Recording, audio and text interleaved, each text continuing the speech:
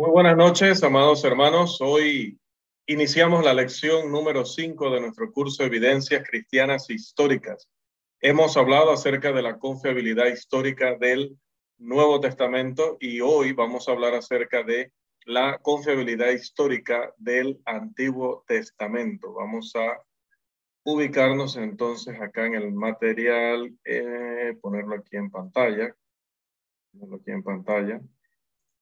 Hemos visto ya todo lo que representa la confiabilidad nuestra en estos documentos que llamamos manuscritos, que vimos que algunos se llaman códice, todo depende de el material en el que fueron escritos, la manera en que fueron escritos, la época que se va a determinar a través de varios rasgos o características que ya hemos hablado. Hoy vamos a entonces estudiar esto, pero respecto al Antiguo Testamento, pero nos va a ayudar la base o ese fundamento que traemos del Nuevo. Iniciamos con el Nuevo porque obviamente para nosotros es prioridad, siendo que estamos bajo el Nuevo Testamento, es la dispensación vigente, pero también tenemos que confiar en la documentación del Antiguo Testamento porque esta es la que va a dar ese fundamento y esa base para lo que luego se va a revelar en el Nuevo Testamento. Así que el primer punto que vamos a abordar es la confiabilidad de los manuscritos del Antiguo Testamento. Recuerden que hemos recalcado que toda esta información no hay que manejarla de memoria, o sea, no es un requisito. Si alguna persona la puede manejar de memoria, excelente, o sea, eso sería maravilloso poder hablar de todas estas cosas siempre y en cualquier momento y hacerlo de memoria, pero no es necesario.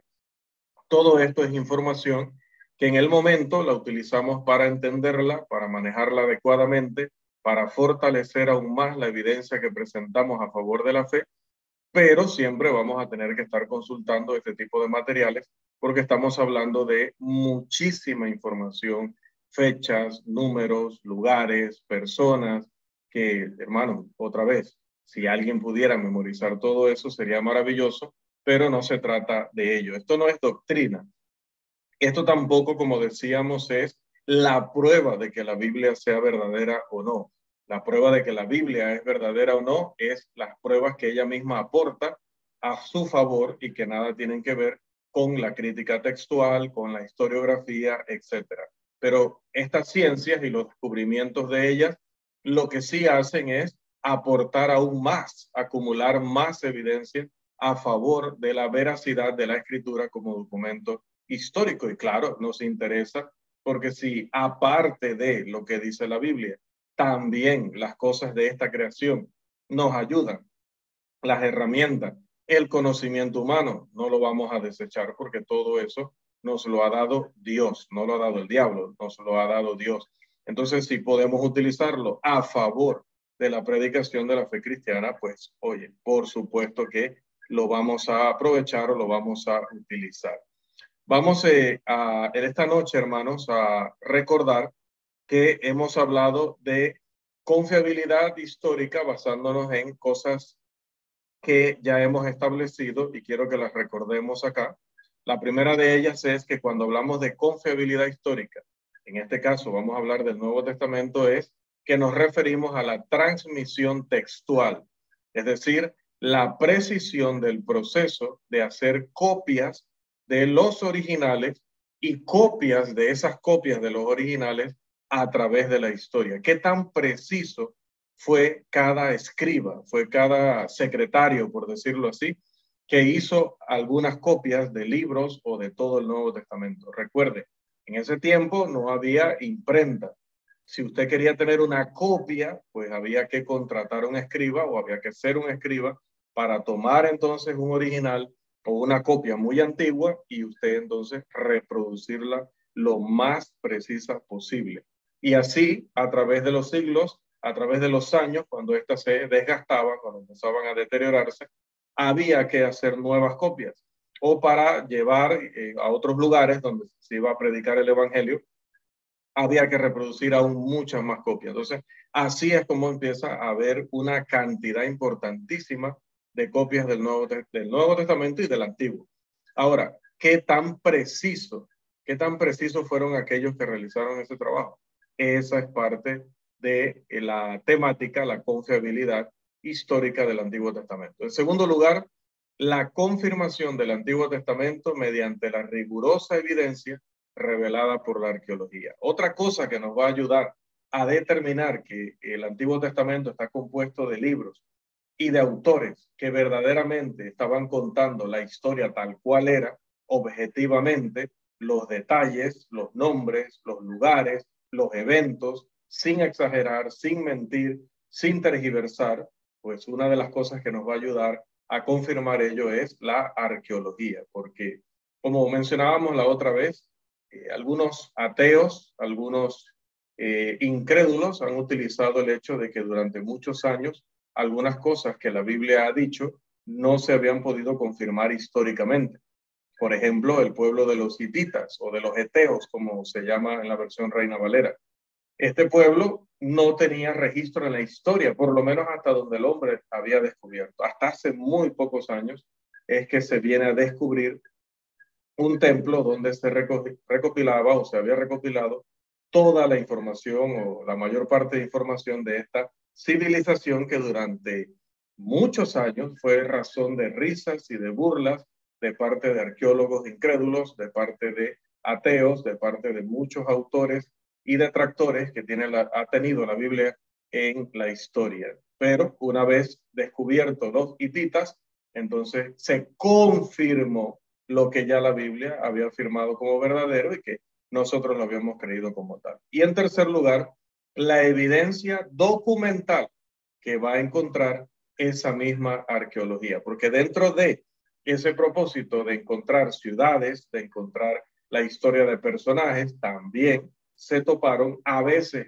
accidentalmente con los registros escritos.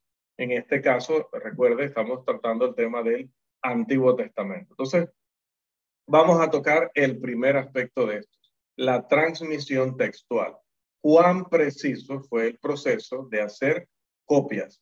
Una parte del descubrimiento de la confiabilidad del Antiguo Testamento tiene que ver con un examen de esa transmisión textual, ese camino desde los escritos originales hasta las copias que tenemos hoy, como es el caso con cualquier literatura antigua. Ya lo hemos dicho en lecciones anteriores, no tenemos los documentos originales y eso hay que reconocerlo.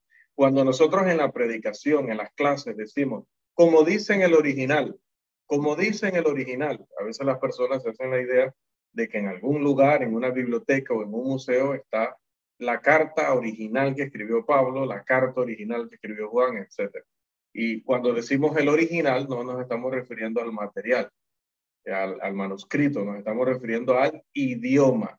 En el original, y puede referirse al hebreo si es el Antiguo Testamento, el original y puede referirse al griego y es Nuevo Testamento. Pero cuando decimos el original, o cuando decimos los originales, estamos hablando no de lo que escribieron directamente los apóstoles, sino de, ya decía, las copias que se fueron haciendo de ellas. Esos originales en realidad tienen un nombre técnico, que es el nombre autógrafos, es decir, que está escrito por el mismo autor. Esos no los tenemos. Pero la precisión de los copistas, en este caso hebreos, es asombrosa cuando se compara con otra literatura de la antigüedad, incluso de pueblos que los historiadores han considerado mucho más avanzados, una civilización aún más poderosa y no tienen ese proceso de cuidado, ese proceso de transmisión estricta que mantuvo el texto del Antiguo Testamento o el texto hebreo. Y aquí tenemos que definitivamente citar nuevamente al señor Clayson Archer, y pedirle a uno de ustedes que por favor nos ayude con esta lectura. Tuve que dividir el comentario de este experto en dos diapositivas, así que leemos la primera parte y lo paso a la segunda. Hace una pausa y seguimos leyendo en la segunda diapositiva. Hermano Daniel, por favor. Amén. Solo que su pantalla, Ah, hermano. perdón. Cierto. Y esto es un tema, Daniel, tú no sabes. Ahora sí. Imagínate. Ahí está. Listo. Adelante. Dice, la confiabilidad de los manuscritos del Antiguo Testamento, Gleason Archer declara, debe entenderse claramente que en este aspecto de la transmisión, el Antiguo Testamento difiere de todas las demás obras literarias precristianas que conocemos. Es cierto que no poseemos tantos diferentes manuscritos de producciones paganas que provenían de tiempos tan notablemente separados como tenemos en el caso del Antiguo Testamento, pero donde sí tenemos, como por ejemplo en la obra egipcia, el libro de los muertos, las variaciones son mucho más extensas y serias. Diferencias realmente alarmantes aparecen, por ejemplo, en el capítulo 15, según el papiro de Ani, que data de la dinastía decimoctava, en comparación con el texto en el papiro Turín, que data de la dinastía vigésimo-sexta o más tarde. Cláusulas completas son insertadas u omitidas y el sentido de columnas correspondientes en el texto es, en algunos casos, algo totalmente diferente. Aparte de la superintendencia divina de la transmisión del texto hebreo, no hay ninguna razón para que el mismo fenómeno no sucediera en textos hebreos producidos con siglos de diferencia. Por ejemplo, aunque las dos copias de Isaías descubiertas en Qumran, Cueva 1, cerca del Mar Muerto en 1947, databan de 1000 años más temprano que el manuscrito más antiguo previamente conocido, 980, después de Jesucristo, se mostraron ser palabra por palabra idénticas con nuestra Biblia hebrea modelo. Es en más del 95% del texto. La variación de 5% consistía principalmente de deslices de la pluma y de variantes de ortografía. No afectaron en lo más mínimo en el mensaje de la revelación divina. Gracias, hermano. Bien, muy importante o muy interesante lo que cuenta aquí, ¿no? Él dice, otra vez, si comparamos la transmisión textual del texto del Antiguo Testamento con obras paganas, nos damos cuenta que en estas últimas, las obras paganas, hay unas corrupciones y variaciones brutales. Por ejemplo, allí cita él el libro de los muertos, que es un libro pagano, un libro egipcio, y dice el papiro de Ani, que es de la dinastía decimoctava, con el papiro de Turín, de la dinastía vigésimo-sexta, tienen diferencias graves, importantísimas, o sea, cláusulas completas que no están en uno aparecen en el otro. Una columna que está a la izquierda aparece a la derecha, una que está a la derecha aparece a la izquierda. A una le falta un pedazo, a otra le sobra un pedazo. O sea, son variaciones totales, intencionales, donde el último escriba termina añadiendo a su gusto o quitando a su gusto lo que estuvo en el original. A veces ni siquiera se puede determinar si el correcto es el último, porque se dio cuenta que el primero había quitado, o el correcto es el primero y el último agregó. No, ni siquiera se sabe. Hablando del libro de los muertos, por ejemplo, que podríamos citar varios libros de historia de la antigüedad, pero citemos ese o cita Gleason Archer ese en particular.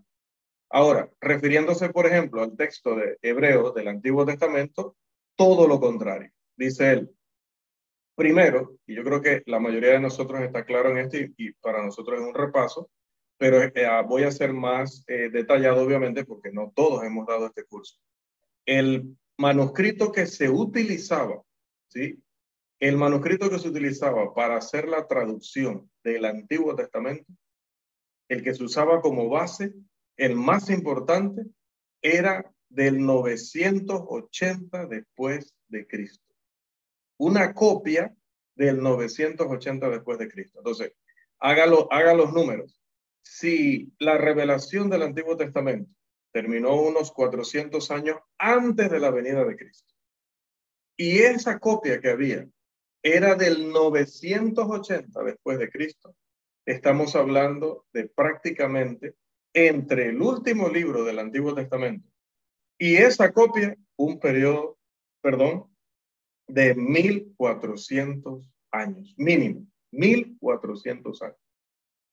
Claro, había alguna preocupación, no en los creyentes, porque nosotros siempre vamos a estar convencidos de que Dios ha vigilado todo el proceso, no solamente de escritura, sino ha vigilado también la preservación a través de su providencia, ha estado siempre pendiente de que esto pudiera llegar a nuestras manos íntegro. Tenemos total confianza en ello. Pero me refiero a los estudiosos, a los investigadores. Había una preocupación, había cierta acusación de que en realidad no teníamos un texto del Antiguo Testamento original que fuera confiable, porque hablar de algo de 1300 años después del último autor, porque ni siquiera estamos hablando de todo el Antiguo Testamento, porque si hablamos de los libros de Moisés, todavía tenemos que agregarle muchísimo tiempo más. Entonces estamos hablando de una copia, de la copia al original, más de 1500 años hasta 2000 años. Entonces, había pues esa preocupación, había ese señalamiento, había ese ambiente de duda de si teníamos un buen texto hebreo. También, obviamente, la duda, la pregunta de cómo un Dios todopoderoso pues, nos dejó con un manuscrito del Antiguo Testamento tan lejano de los autógrafos, que obviamente iba a provocar ese tipo de confusión o duda. Pero otra vez, Dios en su providencia permite que en una fecha, por allá por 1947, unos pastores beduinos estuvieran por allá por la montaña buscando sus animalitos y en un momento dado, ya no recuerdo ni por qué, uno de ellos empieza a tirar piedras hacia una cueva. No sé si era que estaba creyendo que la oveja estaba allá adentro, lo estaba haciendo por jugar o por curiosidad, no recuerdo bien la historia, pero empezó a tirar piedras hacia allá y de pronto sintió que sonó algo como un envase, ¿no? Una vasija de esas antiguas y se acercó para ver, ¿no? Sabía, obviamente, ellos saben en qué área viven, saben que cuando algo pasa así, podría ser que se está tratando de algo de su historia, ¿no? Así que este grupo de hombres corrió hacia estas cuevas y que resulta, bueno, que sí, efectivamente eran vasijas muy antiguas y que estas vasijas contenían copias prácticamente intactas del Antiguo Testamento, que eran muchísimo más recientes que aquella que se utilizaba, que como mencionaba, era de prácticamente 1400, o 2000 años más lejana de los originales. Así que si tú podías tener una copia que solamente de antigüedad era del siglo III después de Cristo, excelente. Estamos hablando de que lograste reducir allí cientos de años. Si todavía es de antes de Cristo, mucho más. Entonces allí se encontraron de varias fechas, de varios libros y se pudo verificar algo. Se pudo comparar entonces esos manuscritos con el que se había utilizado siempre y dice acá Archer que al final era preciso en un 95%, o sea, coincidían en un 95%. Y dice, y por si a alguien le preocupa el 5% que queda, ¿por qué fallaban un 5%? Dice, deslices de pluma. En un momento dado, por cansancio, ustedes saben las condiciones en las que estas personas tenían que escribir, es probable que hayan rayado en un momento dado y el que está traduciendo está confundido porque a veces no sabe si es una letra, si es una anotación o simplemente fue un error. Eso lleva tiempo de terminar. Y en otras ocasiones, dice, fue por temas de ortografía. Ahí ya estamos hablando de que, bueno, escribo fenómeno con su tilde en la primera O y de pronto viene un escriba y en vez de escribirlo así, escribe fenómeno sin ningún acento. Entonces, ahí hay un tema de ortografía que más no afecta, a pesar de que detectamos un error en ese sentido, no es un error grave que cambie el sentido o el significado del texto bíblico. Obviamente le pondríamos el acento y seguimos adelante. Entonces, las variaciones fueron pues de un 5% y sumamente mínimas. Esto a nosotros nos da muchísima confianza porque quiere decir que en el 980 la persona que hizo esa copia había utilizado un material que era preciso. Y así el anterior a ese y el anterior a ese y el anterior a ese hasta que llegamos a los que se descubrieron allí en Qumran, cerca del Mar Muerto. Y asimismo ha sucedido con el Antiguo y el Nuevo Testamento, aunque nuestro énfasis, pues como decimos hoy, es el Antiguo. Robert Dick Wilson también hace unas observaciones brillantes en cuanto a él rastrea la veracidad y la confiabilidad de las escrituras hasta las culturas que rodearon a Israel durante el periodo del Antiguo Testamento. También sus declaraciones están divididas en dos presentaciones, así que voy a pedir la colaboración en lectura, sabiendo pues que cuando lleguen al final vamos a pasar entonces a la segunda. A ver, ¿quién nos ayuda ahora con las declaraciones del señor Robert Dick Wilson?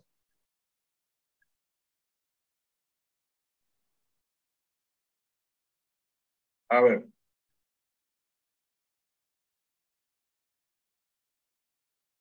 ¿Están despiertos?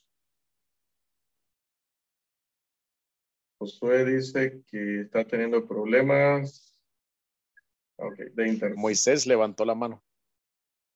Ok, sí, estaba viendo lo de Josué. Hermano Moisés, adelante. Gracias.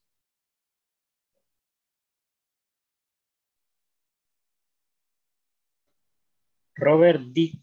Wilson. Las escrituras hebreas contienen los nombres de 26 o más reyes extranjeros cuyos nombres han sido encontrados en documentos contemporáneos con los mismos reyes.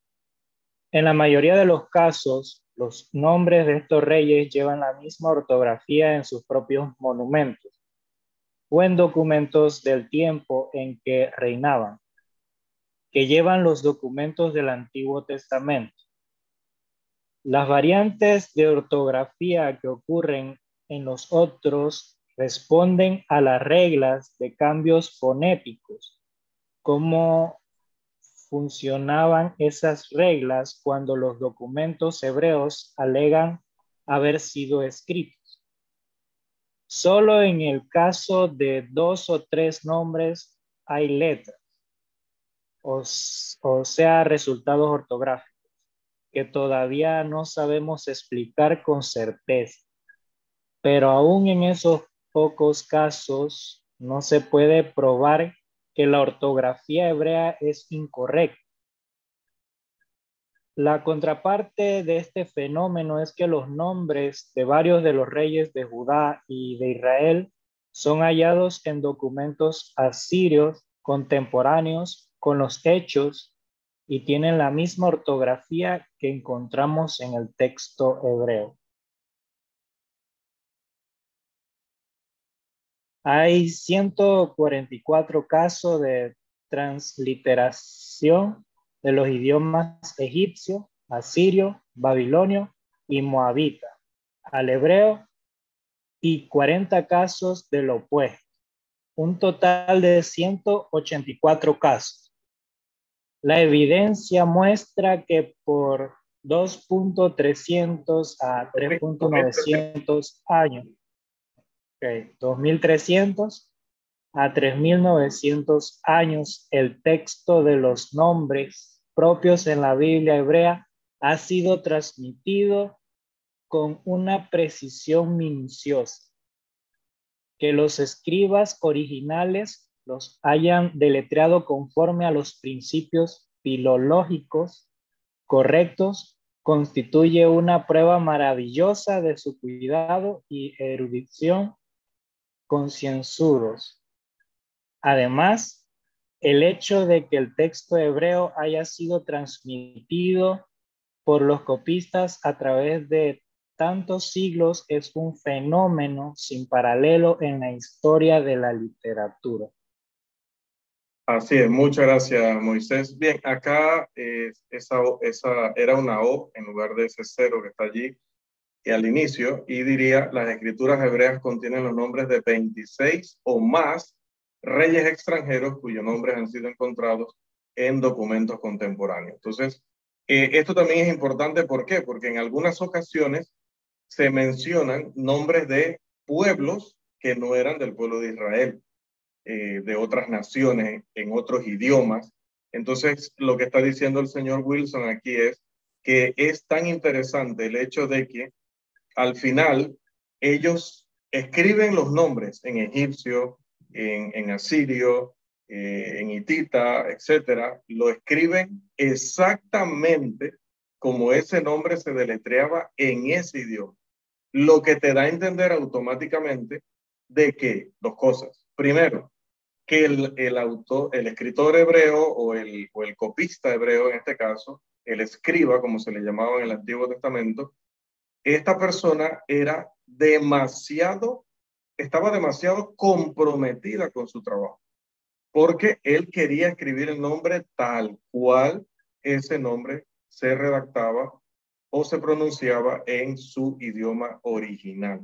Entonces, independientemente de que nosotros a veces escuchamos un nombre, William, no sabemos si ese William lleva doble L, lleva una L, y pues si son madres de nuestro país, peor, ¿no? Porque al final usted va a ver que ponen Henry con doble R, Henry con J, y así, diferentes nombres que lamentablemente, Eric con C, Eric con K solito, Eric con CK.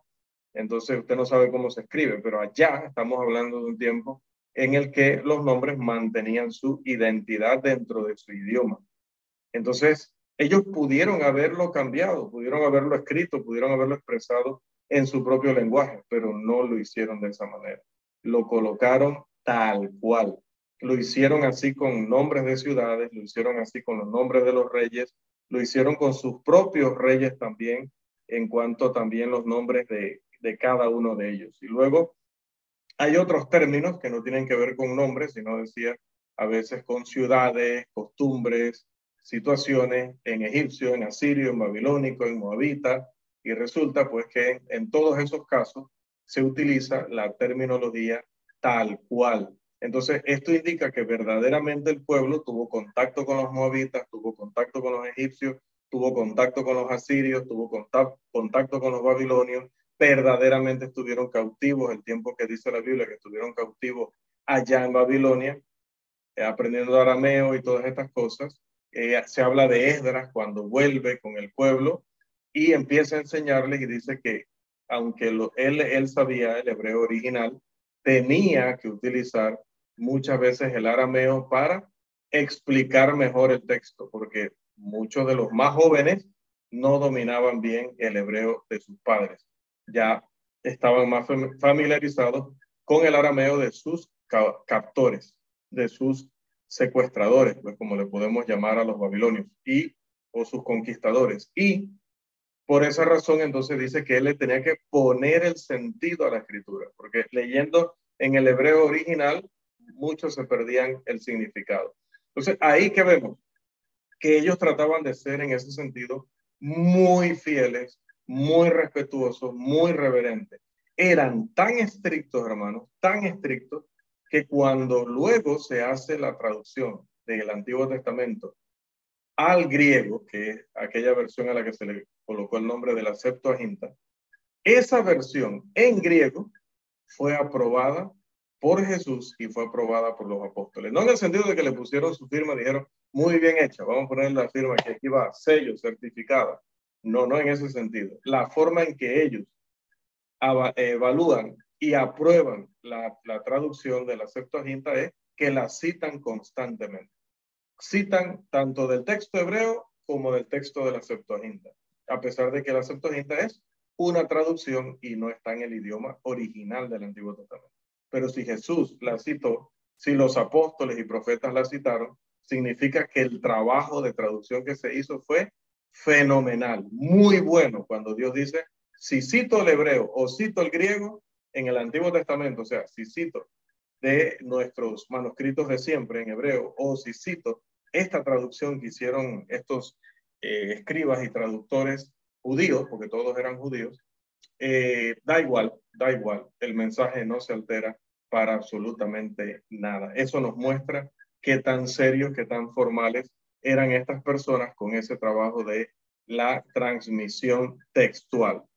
El profesor Wilson continúa haciendo otras declaraciones allí, así que vamos a darles nuevamente la oportunidad de que las leamos para compartirlas con todos, por favor. Ahora la letra está un poco más pequeña o bastante más pequeña, así que les pido que hagan el esfuerzo de no confundirse.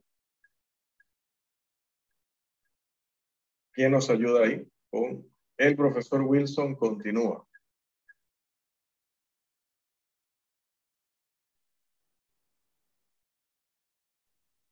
A ver.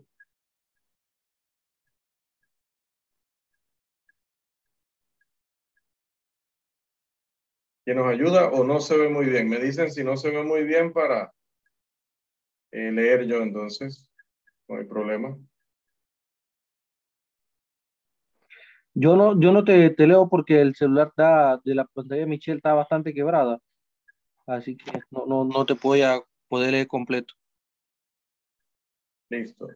Bueno, voy a leer pues porque no todos se han quedado ahí, excepto Rafael.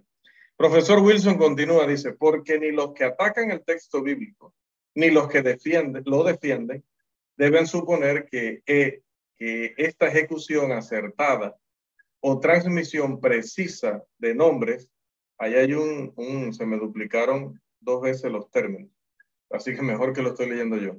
Ni los que lo defienden deben suponer que esta ejecución acertada o transmisión precisa de nombres propios es una cosa fácil o usual. Y ya que algunos de mis lectores pueden no tener la experiencia de investigar tales asuntos, podemos llamarles la atención a los nombres de los reyes de Egipto, según Maneto y según ciertos monumentos egipcios. No es Mateo, es Maneto. Maneto era un sacerdote de los templos de los ídolos en Egipto durante el tiempo de Ptolomeo II Filadelfo, aproximadamente 280 antes de Jesucristo. Escribió una obra sobre las dinastías de reyes egipcios, de la cual hay fragmentos preservados en las obras de Josefo, Eusebio y otros. De los reyes de 31 dinastías, Maneto da 140 nombres de 22 dinastías. De estos, 49 aparecen en los monumentos con una ortografía que corresponde a la de Maneto en cada consonante. Hay otros 28 casos donde la correspondencia se reconoce parcialmente. Los otros 63 no tienen correspondencia. Y la correspondencia de ortografía en 49 casos corrobora la suposición de que así lo hizo.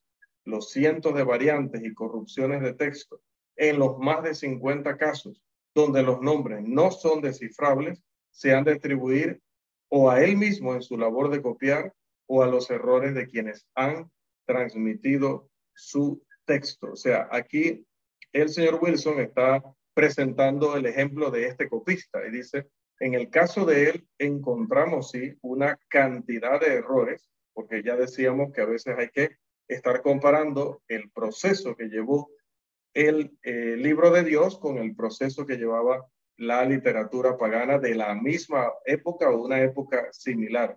Acá vemos que hay, como dice, variaciones y corrupciones del texto en muchas partes.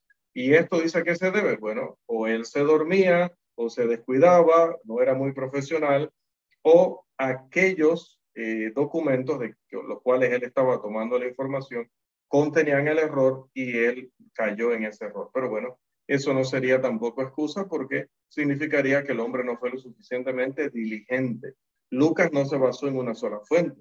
Lucas dice que trató de entrevistar, trató de buscar, trató de encontrar todo lo que pudiera de Jesús de Nazaret, de la iglesia, para poder hacer entonces un reporte de los hechos adecuado.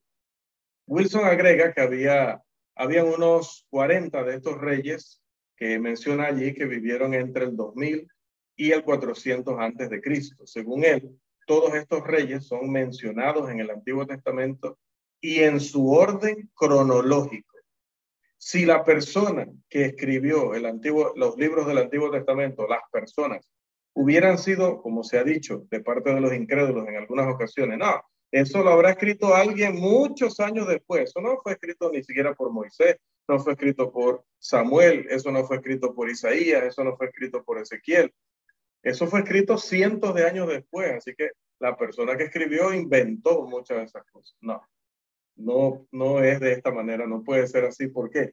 Porque estamos hablando de que cuando estas personas escribían, cuando estas personas reportaban los hechos, los reportaban de una manera que solo una persona que hubiera tenido un conocimiento presencial o inmediato de lo que estaba sucediendo históricamente, geográficamente, políticamente, hubiera podido reportar, por ejemplo, como presenta aquí, el orden de los reyes, y esto incluso en orden cronológico. Para que lo pudiera hacer, o investigó demasiado bien, mucho más que Lucas, o esa persona era un testigo o vivía en aquella época. Bien, él comenta, hablando de Wilson, ¿no? Con referencia a los reyes del mismo país y a los de otros países, no se puede imaginar evidencia más fuerte que confirme la precisión esencial de los documentos del Antiguo Testamento que esta colección de reyes, dice él. Para los arqueólogos ha sido sorprendente, ha sido algo increíble cómo han escrito, decía, los nombres exactos, cómo han escrito que gobernaron de tal año a tal año, y efectivamente, que gobernó primero tal y después tal y después tal y después tal, y la cadena toda íntegra está correcta cuando se hace la investigación. Entonces, hermano, calcule usted la probabilidad de que esta precisión ocurra por simple casualidad. Wilson sigue diciendo, matemáticamente hay una posibilidad en, y ahí tenemos 3, 6, 9, 12, 15, 18, 20, 18, 21 ceros después de 750. ¿Sí? 750 más 21 ceros. Esa es la probabilidad. Una en esa cantidad de 750 más 21 ceros de que esa precisión sea simplemente una cosa circunstancial. Así que el doctor Wilson va a concluir con lo siguiente. Ahí tenemos la letra un poquito más grande. Si alguien desea leer, pues también está ahí disponible. Si no, sigo leyendo, porque el tiempo avanza sin misericordia.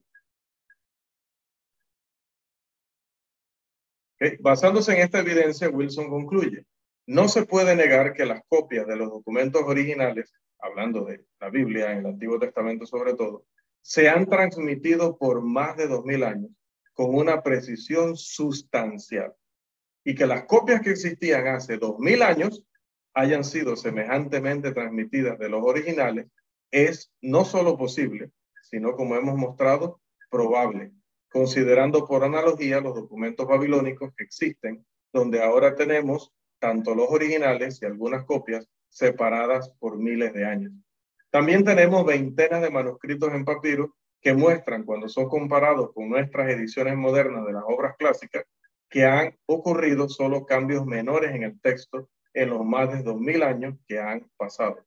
Agréguense los datos pertinentes a la precisión comprobada en cuanto a los nombres de reyes y términos técnicos extranjeros que están intercalados en el texto hebreo que nos ha sido transmitido. Entonces, otra vez, lo que está recalcando aquí Wilson es, al final, cuando analizas a fondo el Antiguo Testamento, aunque vale para los dos, cuando revisas qué tanta fidelidad hay entre los manuscritos, por qué se mantienen todos siempre o casi siempre diciendo lo mismo, dice, eso es sumamente asombroso. 2000 años han pasado o más de que se acabó la revelación, y todavía el texto hebreo sigue en pie como uno de los textos más fieles a el propósito de sus escritores. El erudito F.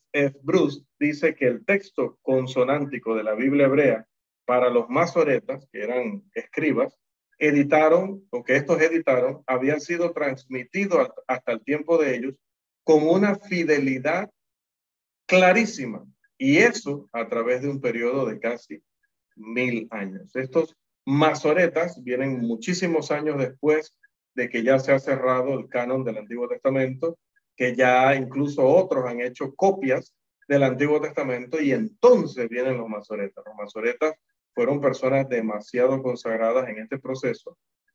Algunos de ellos, les comentaba la otra vez, llegaban a los extremos de que cada vez que escribían el nombre de Dios, iban y se bañaban.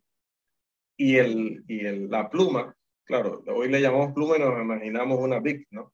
Pero también se llama pluma a lo que ellos utilizaban, aunque no era pluma de aves. Bueno, la pluma la desechaban y tenían una nueva, porque dice, ya escribieron el nombre de Dios, no se puede escribir con tinta ya utilizada o con la misma herramienta ya utilizada. Imagínense. Hasta ese punto. Entonces, pero ¿en qué ayudó ser así, ser tan extremos, tan radicales? Ayudó a que el texto se mantuvo puro. Cuando comparas un manuscrito de 1000 años o 1500 años del original hasta que él se redactó, con un manuscrito que nada más hay una diferencia de 300 o 500 años, el texto es exactamente el mismo. ¿Qué significa?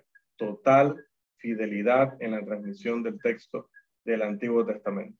Ahora, en la parte final de nuestra sesión de hoy, tenemos que tocar un aspecto que tiene que ver con los manuscritos. Aquí perdí un material que traía en imágenes. O sea, no lo perdí, sino que no lo pude agregar. Así que va a quedar allí pendiente. Igual, esas imágenes vamos a colocarlas, como ya se los he prometido, en el material escrito para que también las puedan aprovechar. Así que vamos a hablar un poquito. Van a tener que prestarme atención acá, pues, porque no logré subir las imágenes allí a tiempo. Hablemos de la cantidad de manuscritos. Aunque el Antiguo Testamento no se puede enorgullecer de tener una cantidad de manuscritos como la del Nuevo, 5.000 y no sé cuántos, el número de manuscritos disponibles hoy es igualmente admirable. Recuerde, si lo comparamos con otros libros de la misma época, de áreas similares que tenemos hoy. Se han sugerido varias razones que explican por qué del Antiguo Testamento hay tan pocas copias, por qué no hay miles como en el caso del Nuevo Testamento. Y bueno, obviamente se han presentado muchas razones, pero creo que una de las razones más racionales, ¿verdad? Uno de los motivos más racionales es que obviamente estamos hablando de libros que se escribieron hace muchísimos años, que ya para el tiempo del Nuevo Testamento, ya para el tiempo de los discípulos de los apóstoles, estarían sumamente desgastados. Entonces, el hebreo no se podía dar el lujo de estar leyendo en uno de estos documentos en esas condiciones porque había un temor reverente brutal. Entonces ellos pensaban, si estoy leyendo y de pronto, pues, en un desliz leo una letra que no era, una palabra que no era, porque está muy borroso. Entonces evitaban eso, quemando esas copias defectuosas y empezando una totalmente nueva. De hecho, aquí entre paréntesis debo decir, bueno, nos perjudicaron a nosotros, ¿no? Porque si hubieran guardado esos papiros, esos documentos, sin destruirlos, sino que pues, lo hubieran guardado en un lugar seguro en casa, imagínense, hoy día tendríamos aún más manuscritos. Pero creo que esa es una buena explicación, ¿no? Debido a la antigüedad y lo susceptible que eran a ser destruidos o destruirse. La primera y más obvia de las razones es esa. Ahora, esperar también que manuscritos que se redactaron 2000 años o 3000 años de Cristo, más los 2000 años que han transcurrido hasta ahora, hermanos, todavía anden circulando por allí como si nada, ya es mucho pedir definitivamente. Pero hay líneas de evidencia que apoyan la conclusión de que su calidad es muy, muy buena. Primero, es importante establecer la cantidad de manuscritos disponibles. Hoy en día hay varias colecciones de manuscritos del Antiguo Testamento. La primera colección de manuscritos en hebreo la hizo Benjamin Kennicott en 1776. Y la Universidad de Oxford también se involucró en esta colección y publicó su lista. Consistía en 615 manuscritos del Antiguo Testamento. Y más tarde, Giovanni de Rossi, 1784 a 1788, publicó una lista de 731 manuscritos. Los descubrimientos más importantes en los tiempos modernos son los del Geniza del Cairo en la década de 1890 y los conocidos como los rollos del Mar Muerto, que ya mencionamos allá en 1947, y años siguientes. En la sinagoga del Cairo fue descubierto un genizá. ¿Qué es un genizá? Un genizá es un depósito para colocar allí manuscritos viejos, que esto ya sí se logró hacer después por las, decir así, las gracias que habían hecho algunos de tomar y quemar, tomar y quemar, tomar y quemar, y no se daban cuenta que nosotros desearíamos, hermano, que no daríamos por tener ese manuscrito, aunque esté desgastado, viejito, oloroso, por sudor y todo esto. ¿Cuánto no hubiéramos querido nosotros tenerlo? Y él lo tiene. Tiene 2 porciones de Juan. Bueno, esto allá no un viejito, esto lo tiene allá la biblioteca esta que está al pie del monte Sinaí, ¿no?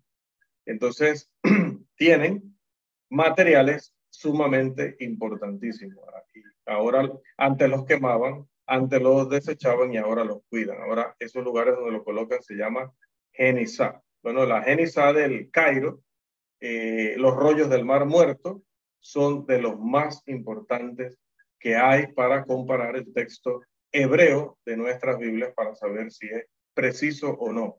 En la sinagoga del Cairo fue descubierto pues ese Genizá.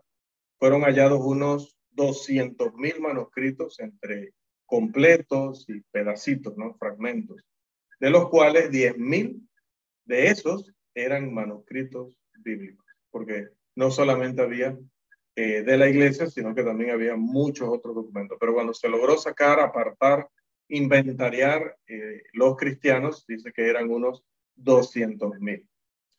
Bien, hay una opinión de parte del Diccionario Teológico Bíblico sobre esto que dice, a finales del siglo XIX, muchos fragmentos de manuscritos que databan de los siglos VI al VIII fueron hallados en una vieja sinagoga del Cairo, Egipto. Anteriormente, el edificio había sido de la iglesia San Miguel hasta por el año 882 después de Cristo.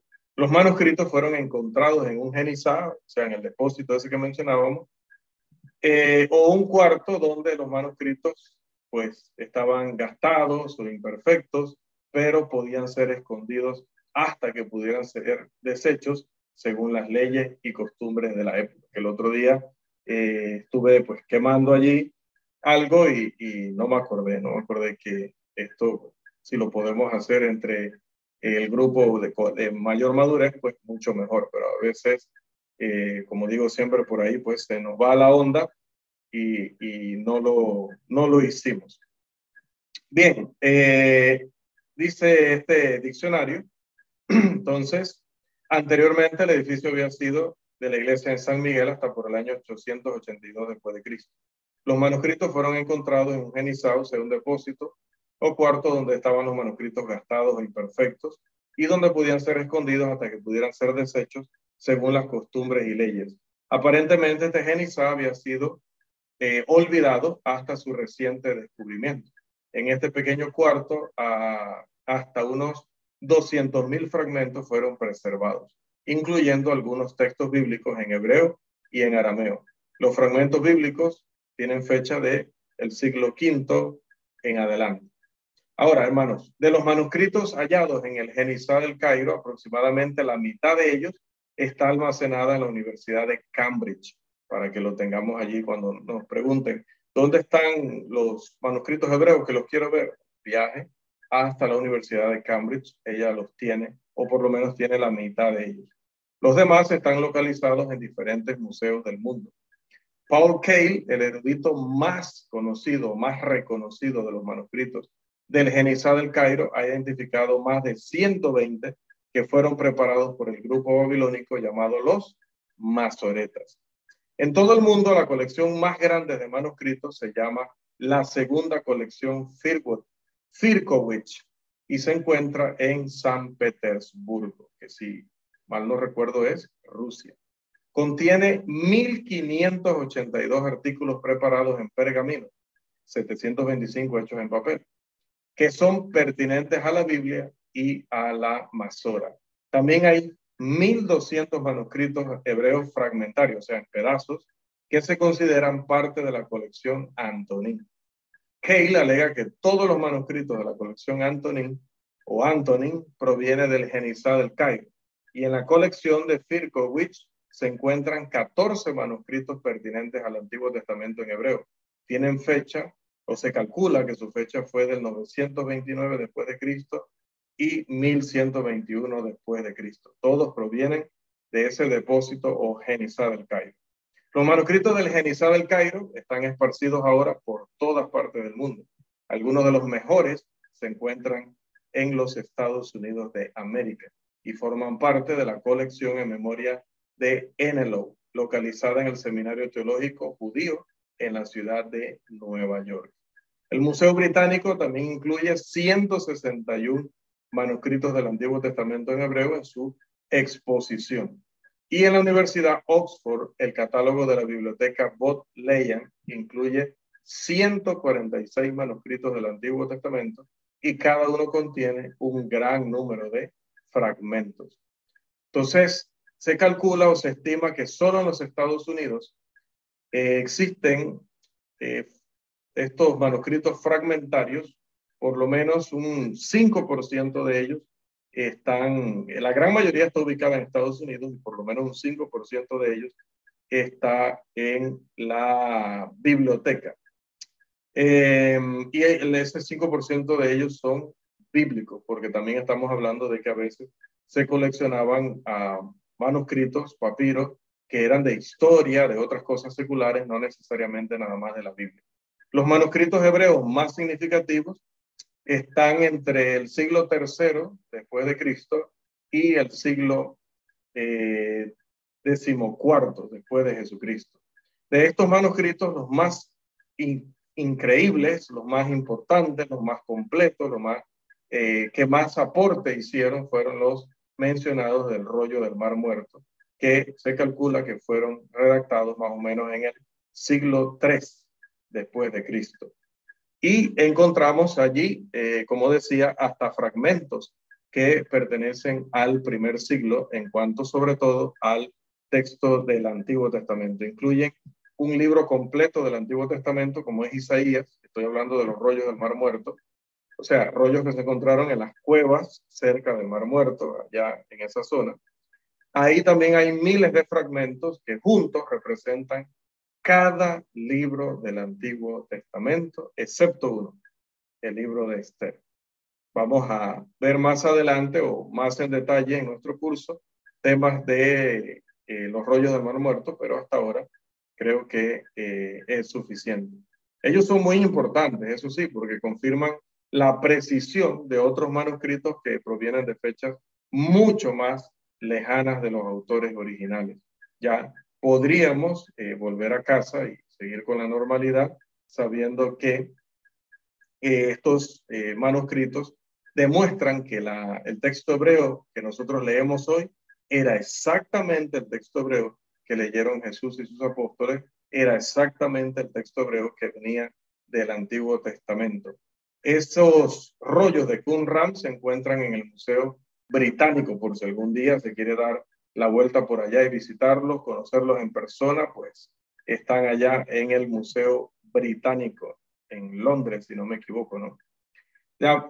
También se habla mucho del Códice Cairensis, que fue producido por la familia Masoreta de Moisés Ben Asher, no Moisés el de la Biblia, ¿no? Un tal Moisés Ben Asher o hijo de Asher o de Asher.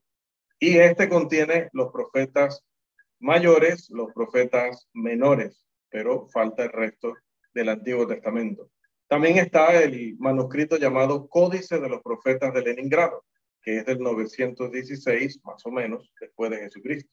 Este contiene los libros de Isaías, Jeremías, Ezequiel y de los 12 profetas menores.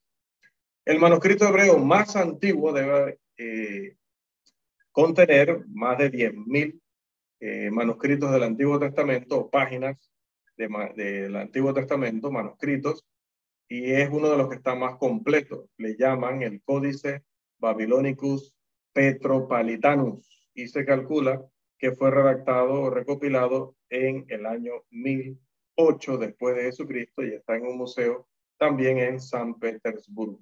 Este fue preparado de un texto corregido del rabino Aarón Ben Moisés Ben Asher antes del año 1000 después de Cristo. El Códice Alepo también es un manuscrito de un valor tremendo, porque durante un tiempo se consideró que estaba perdido, pero en 1958 fue redescubierto. Pero no sin haber sufrido, obviamente, ciertos daños, porque fue parcialmente destruido durante ciertos alborotos en Israel en el año 1947. Así que antes de sufrir esos años se consideraba como el manuscrito masorético. No había sido robado ni apartado para siempre, sino más bien o seguramente protegido para que se pudiera consultar posteriormente. Bien, amados hermanos, como les decía, el material a presentar hoy es un material técnico, es un material que por ende pues, no necesariamente se tiene que memorizar, pero sí es importante que lo escuchemos y lo entendamos para cada día fortalecer aún más nuestra fe en cuanto a que el texto que tenemos hoy es exactamente el texto que leyeron estos hombres, que escribieron y leyeron en el Antiguo Testamento, en el Nuevo Testamento, y que por eso nosotros confiamos. Así que hasta aquí, hermanos, llegamos con la lección número 5 y estaremos viendo por lo menos una sesión más la próxima semana.